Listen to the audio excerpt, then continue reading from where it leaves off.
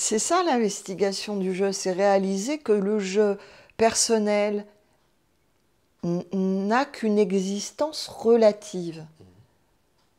Mais lorsque c'est relatif et que par rapport à notre partage précédent, tu réalises que dans cette défocalisation, il n'est que liberté ou Dieu,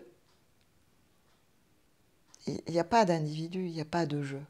Donc la douleur que tu partages, en fait, c'est qu'il y a encore un jeu qui chemine. Tu parlais de la bhakti. L'être qui cultive la bhakti peut connaître des états émotionnels ou des états, va connaître des états, peut-être d'amour intense, de dévotion intense pour le divin. Mais la bhakti, c'est se pousser. Il n'y a pas à développer l'amour. C'est être totalement traversé par ce qui est. Et qu'on va nommer amour. Et lorsque le jeu est traversé par ce qui est, il n'y a plus de jeu et il n'est que ce qui est. Là encore, c'est une autre façon, par la voie de la bhakti, que le jeu se dissolve. Mais tant que le jeu, l'individu cultive l'amour, cultive la présence de Dieu, cultive, il y a toujours la séparation. Et lorsque l'individu croit que la non-dualité, c'est cultiver Dieu en soi, il y a encore plus la séparation, parce que du coup, il n'y a plus le support de Dieu à l'extérieur, et l'individu ne peut pas réaliser Dieu en lui. Ce qui il n'est que cela. L'individu doit disparaître. On parlait dans un précédent partage du pèlerinage jusqu'à la résurrection, qui est la mort du je suis dans ses multiples facettes, du je suis quelqu'un, je suis telle vibration, telle vibration, telle vibration, toutes les lames du tarot, jusqu'à réaliser que tout ça en fait n'est pas un jeu personnel, n'est que ce qui est. Mais moi j'aime bien, je reprends ce que tu disais juste avant, moi j'aime bien l'idée de cultiver la présence infinie, sentir la présence infinie, donc quelque part cultiver cette présence en soi et autour de soi, et là, par un moment non forcé, non volontaire, laisser la place, comme tu dis si bien. En fait, c'est Mais il y a ça. quand même On part d'un individu identifié. C'est ce que j'invite par la méditation silence.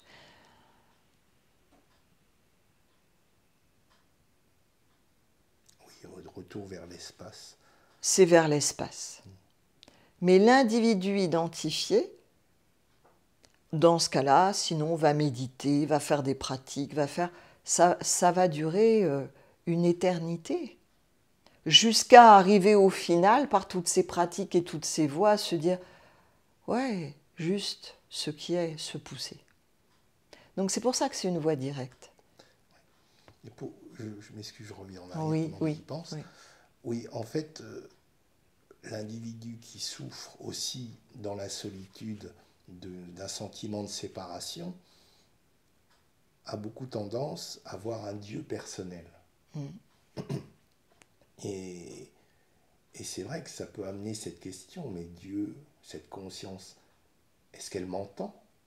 Est-ce que moi, individu séparé, si j'observe et j'adresse des pensées ou des paroles à cette conscience absolue, dans quelle mesure est-ce perçu, entendu?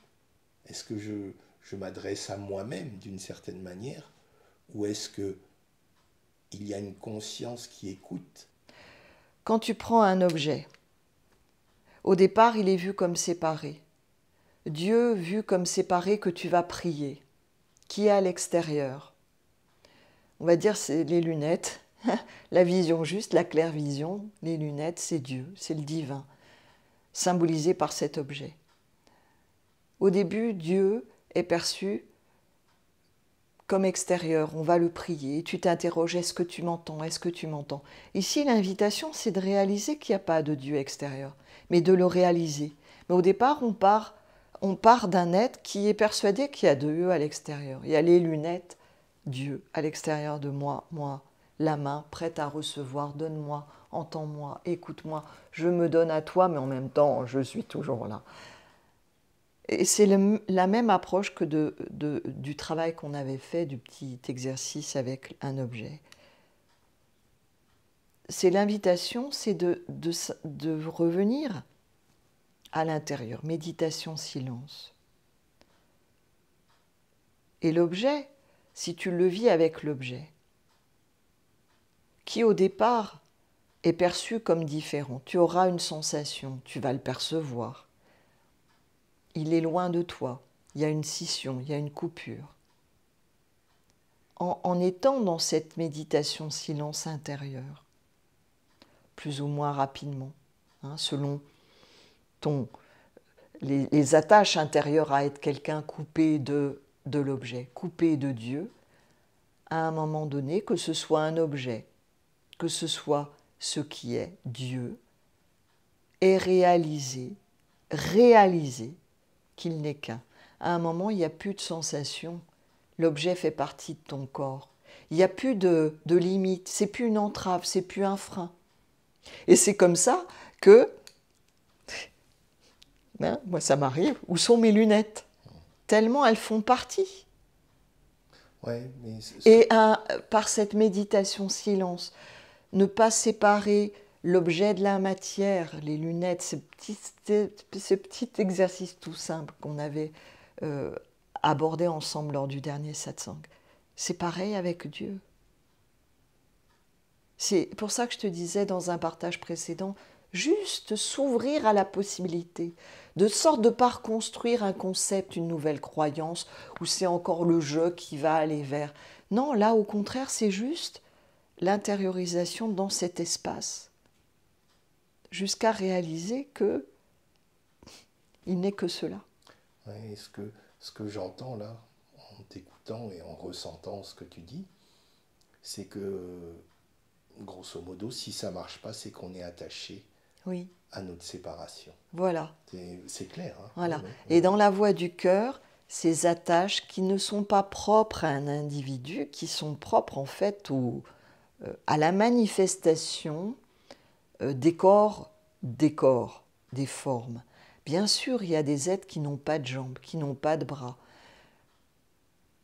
Mais il n'empêche que le corps, il y a quand même un corps physique, quelle que soit la forme du corps, la beauté ou la non-beauté, qu'il y ait des membres en plus, en moins, ça ne change rien. Tout le monde, tout individu a un corps, et ce corps n'est pas qu'un corps physique. Il y a ce qu'on va appeler, quand on parle de mental, d'émotion, ça correspond à un corps plus subtil. Et donc ces attaches, elles sont clairement définies dans la voie du cœur égyptienne, justement, qui sont ces attaches à être quelqu'un. Et certaines sont reliées à la mémoire. Donc, et c'est cela, en fait, à chaque fois qu'on explore, cette investigation, cette exploration, c'est toujours la même.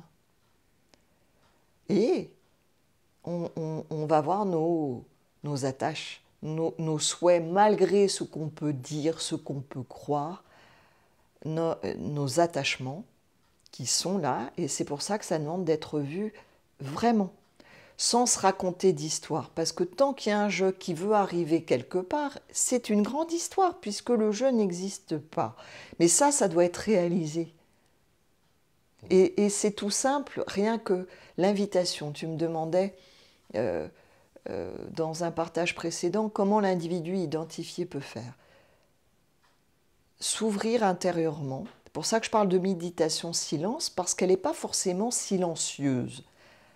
On peut être en cet espace méditation qui est la nature véritable de ce qui est, le silence, dans le mouvement, dans la parole.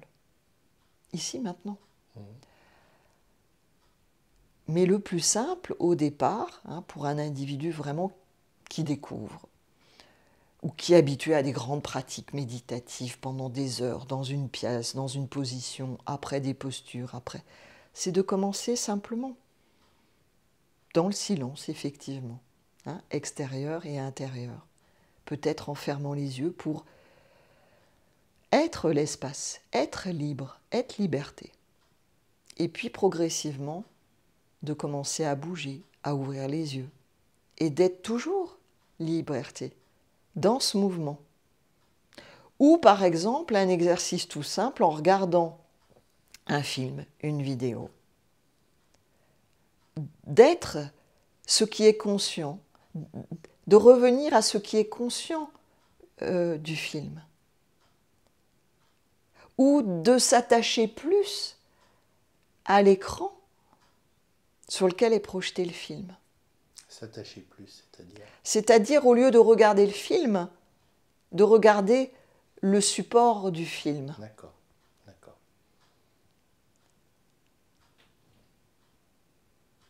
Quand on rentre dans cet espace, pas quand on rentre justement, quand on perçoit cet espace plus grand, oui, là je peux dire, j'ai conscience de baigner dans un espace de conscience illimitée. Je, je perçois ce que tu veux dire, hein, c'est quand tu parles de cet espace de conscience. Je suis toujours séparé. Oui. Je suis toujours séparé. Oui. Je me sens donc, baignant en dedans, mais toujours séparé comme un noyau. Alors il y a un retournement qui est à faire. Alors soit ce retournement, c'est être à partir de ce qui perçoit. Ouais. Que la conscience se tourne vers ce d'où émerge ce qui perçoit. Elle devient statique. Oui, parce que tu es encore dans les limites. Elle devient statique parce que là, tu es dans un corps... la conscience est en le corps conscience qu'on appelle le corps conscience bas, qui est un corps conscience qui permet de véhiculer, de passer d'un corps à un autre. C'est cette capacité de passer d'un corps à un autre. C'est-à-dire que lorsqu'on parle d'un retournement, tout de suite, du coup, c'est comme un ascenseur. Tout de suite, la conscience, et on n'a pas besoin de connaître l'Égypte et tout ça, mais enfin, c'est comme ça que ça se passe. En Égypte, c'est nommé en tant que corps conscience. C'est un véhicule de la conscience. Et le corps conscience bas, c'est un ascenseur qui te permet de passer d'un étage à l'autre, d'un corps conscience à l'autre. Et lorsque, à un moment donné, le je essaye d'aller derrière, mais se maintient encore comme existant, il reste comme coincé dans l'ascenseur. Et l'ascenseur qui ne bouge plus.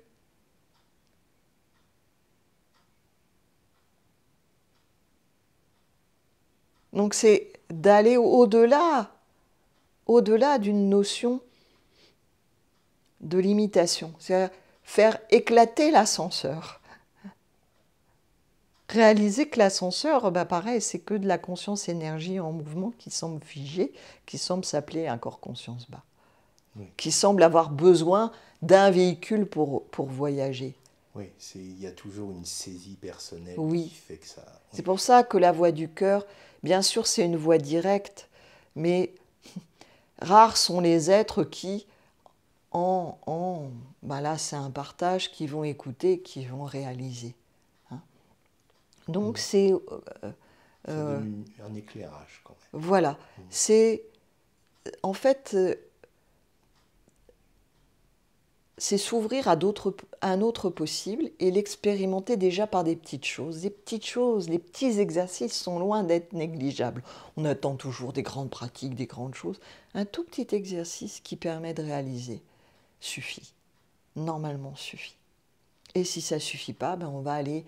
investiguer. Et je te disais, il y a un autre retournement possible, là qui est celui, je parle beaucoup de l'entonnoir. Mais en fait, cet entonnoir, faudrait le voir comme une spirale en mouvement, parce qu'un entonnoir, c'est figé. Mais c'est comme une spirale, tu vois, en mouvement. Et l'invitation de l'investigation, quelle que soit la voix par la voix de Ramana Maharishi ou la voix du cœur égyptienne, c'est en fait de se laisser descendre totalement, ce que j'appelle se surincarner tout au fond de l'entonnoir, parce que c'est là qu'il y a les résistances. Sinon, on aura beau être en haut, hein, être en un corps conscient, j'avais déjà partagé qu'il est possible d'expérimenter un éveil, on va dire tout en haut de l'entonnoir, sauf que tout en bas, il y a encore des tas de boulets, des tas de noirceurs, des tas de choses qui se croient identifiées, mais qu'on est juste en train de fuir, que la conscience fuit, scotchée au plafond. Et donc l'investigation de Ramana Maharishi, l'investigation de la voix du cœur, invite à ne pas fuir, à aller dans quel est ce je, mais dans toute sa densité. C'est pour ça qu'on a un corps. Il ne s'agit pas de fuir et de se dire « Oh, je suis éveillé parce que je suis scotché au plafond », même si c'est ce que l'être expérimente, bien sûr. Mais que fait-on de toute la densité? Donc l'invitation, dans ce cas-là, si ça n'est pas réalisé,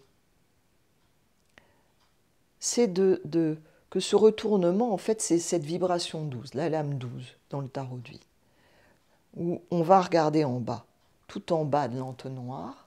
C'est le pendu. Oui, dans le tarot de Marseille. C'est la douate dans le tarot de vie. Alignement.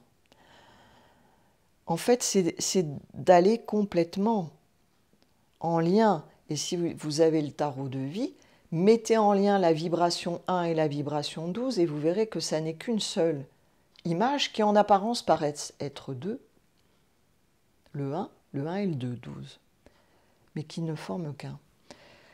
Mais bon, je ne vais pas enseigner le tarot là. Et pour moi, tout est lié, donc tout est lié. Et donc, lorsque véritablement on va regarder au fond de l'entonnoir, hein, de cette spirale de vie qui est notre spirale de vie, qui est aussi l'ouroboros, on va aller complètement dans ce qui nous semble nous enchaîner. En fait, à ce moment-là, il y a un retournement. Et tu regardes en haut. Et là, il y a l'élargissement de la conscience. Par contre, si tu restes scotché en bas, à croire être quelqu'un, tu vas la surincarnation va te peser. Et tu vas vouloir à nouveau fuir. Et tu vas peut-être te retrouver scotché au plafond. Mais tu n'auras pas réalisé que tout est un et que tout cela n'est que ce qui est. Et que c'est impalpable, c'est comme au cœur d'un cyclone. Un cyclone, tu vois, c'est aussi cette spirale en mouvement. Et au cœur du cyclone, il y a la paix. Et le cyclone, tu ne peux pas l'attacher, l'attraper. Il n'existe pas. Et pourtant, dedans, il va emporter les maisons, les voitures, tout. Ça va être un bordel monstrueux. Mais à l'intérieur du cyclone est totalement la paix, ce qui est. C'est encore mieux que l'entonnoir, le cyclone. Oui, ouais, mais l'entonnoir, ça me parle et en même temps, je me disais, ça va pas, c'est trop figé, c'est trop figé. Voilà. Et cette vision-là de la spirale de vie, évidemment, me revient, et du cyclone qui emporte et qui nous semble être terrible pour nous, pour l'être identifié. Mais au cœur du cyclone, il y a toujours la paix. Et ce cœur du cyclone, c'est la méditation silence, qui est toujours, qui est ta nature.